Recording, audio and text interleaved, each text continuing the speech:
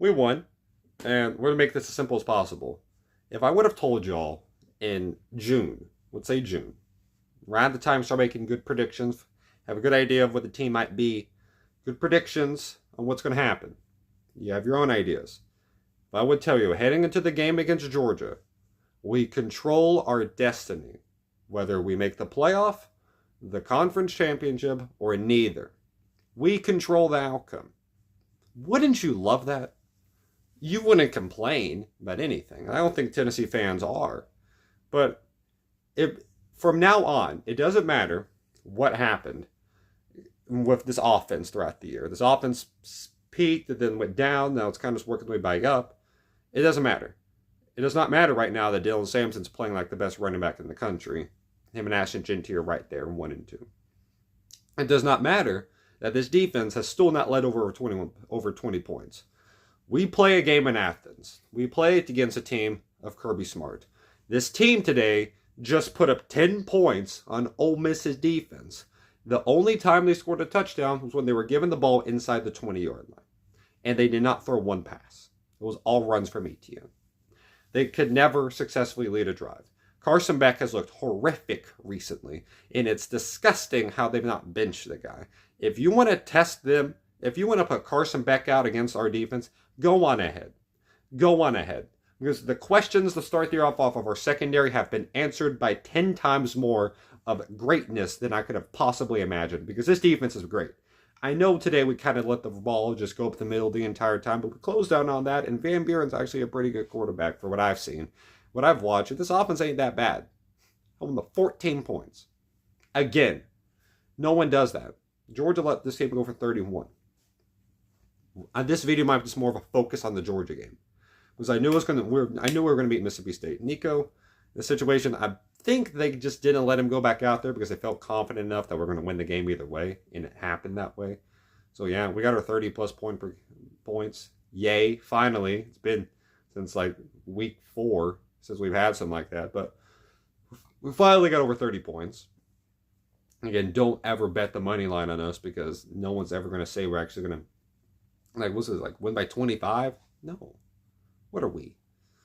Oregon? We don't do that. We don't outscore teams by that much, but we win, so that's what matters. Sampson, bit injured, came back in the second half, balled out. Great stuff. Bit of injuries going on. Nico, I bet he's going to be okay. Gas some more if he has to play. We'll deal with that how we can. But the last time Georgia's lost at home, that's a trivia question for you. When is the last time Georgia lost at home? Boop, boop, boop, boop. Here we go.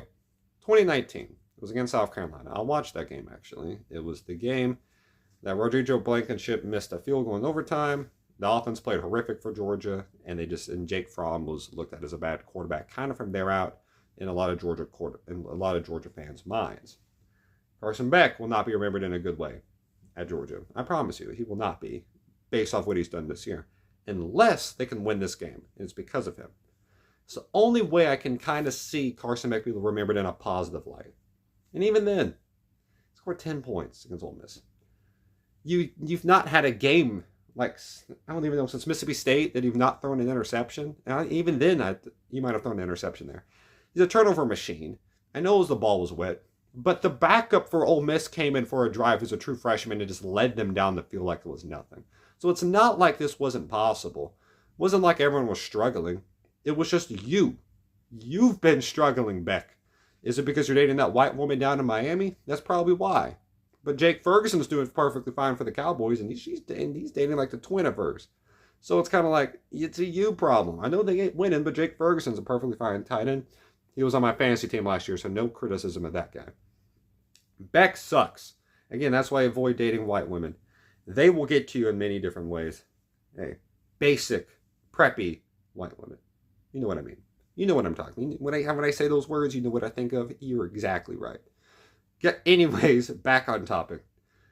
I just do not see Georgia stopping this defensive line of Tennessee's. The only problem I see with this team is that last time we were in Athens, we had like 18,000 false starts. Let's not do that. Please. Not self-inflicted penalties. Also, Georgia is really, really good at home, and we're not that good of a road team. We're really not. And again, I'm not really worried about the game against Vandy because, again, I believe that there's a playoff hope for us. That stadium will be entirely orange and white.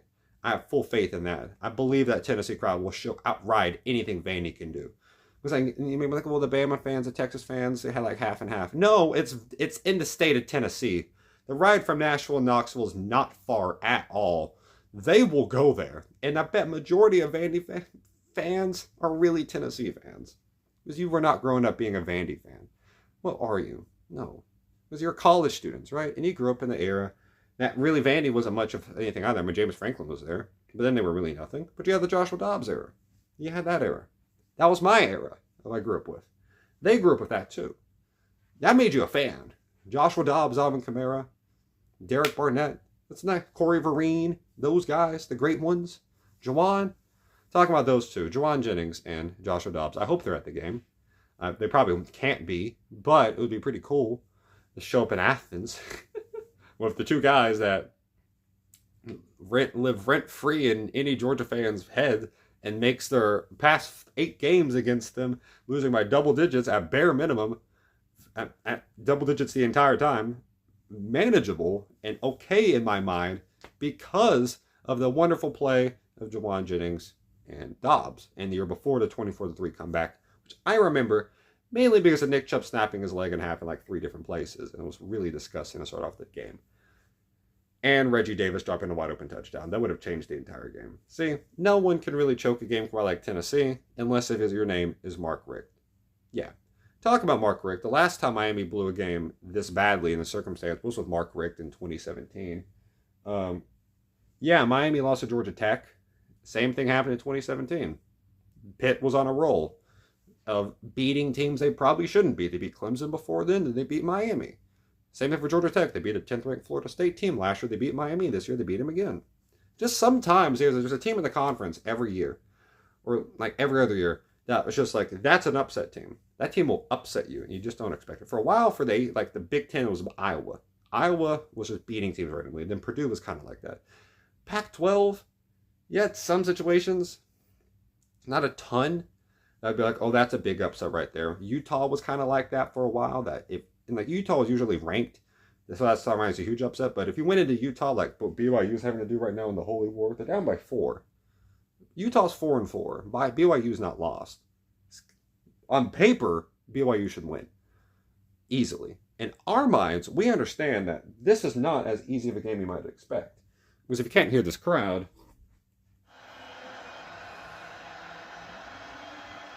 it's pretty loud. So, I'm kind of off topic. But again, each team has like an upset time. There's very much upsets. Auburn was like that in the SEC. And now I think South Carolina has kind of taken that role as a team that's just going to upset teams randomly. Did the my team, did the A&M, almost did it to Bama, almost did to LSU. Like that's going to be the team that's going to be a thorn in a lot of people's sides from now on. And shout out to Beamer for that, because I'm happy they're doing good. I don't have a hatred for South Carolina. Even though what happened there, I still love the season. If you beat Bama and Florida in the same year, I can forgive you for a lot of other things. But Georgia, Tennessee. Our offense is getting going. Dylan Sampson, just please don't fumble. One game, you just don't fumble to start off everything off. He should be a Heisman. Should be up in the Heisman, up in New York. He should be. But cannot have those fumbles early on, because if you give them any hope, who knows?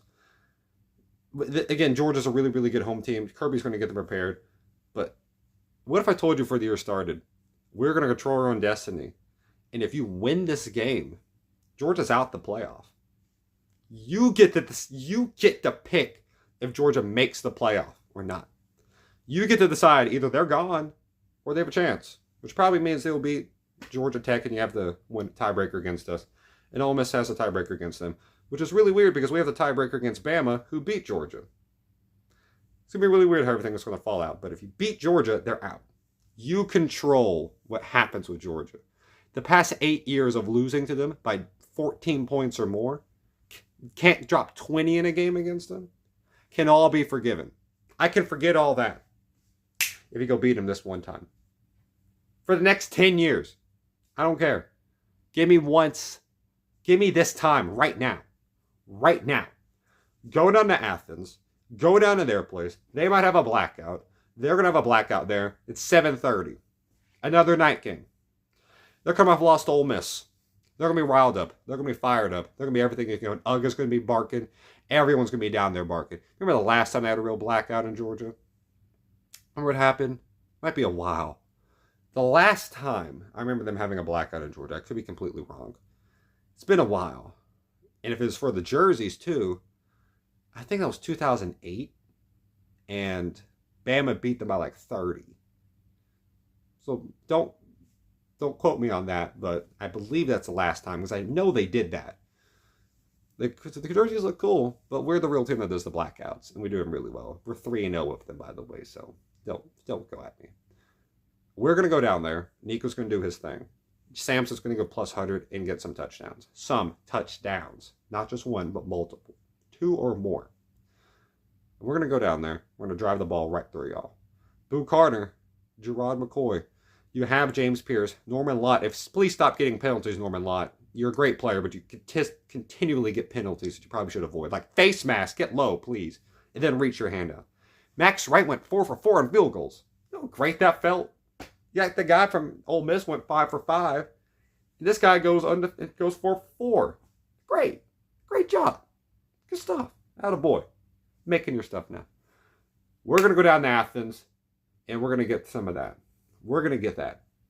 Georgia, you can't score, and we don't let teams score. That doesn't go well for you. I have high confidence that we're going to go in and beat some Georgia. Behind, put belt to behind on the dogs. Let's go, Tennessee. We played good tonight, good enough tonight. Let's put our best game together, and let's go whoop them dogs. Let's go. Put on the comments your own opinions about this. Hope you have a great day, y'all. Stay safe. And remember, y'all, God bless y'all. Also, Missouri and Oklahoma, phenomenal finish. Oklahoma might not make a bowl game. Kind of funny.